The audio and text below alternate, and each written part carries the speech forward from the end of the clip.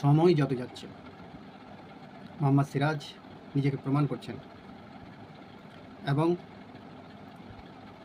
জসপ্রীত বুমরার অনুপস্থিতিতে তিনি দক্ষভাবে দলকে সামলাচ্ছেন এবং ভারতকে জয় এনে দিচ্ছেন।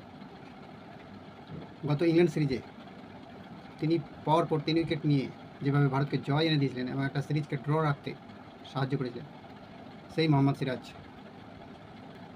10 উইকেট নিয়েছেন 2 টেস্ট মিলিয়ে এবং বর্তমানে তিনি টেস্ট র্যাঙ্কিংয়ের 1 নম্বর বলার।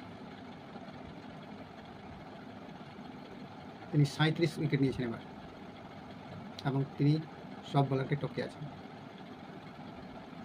মিচেল স্টার্ক 29 উইকেট নিয়েছিলেন, নাথান লিও 24 উইকেট এবং সিরাজ নিয়েছেন 37 উইকেট।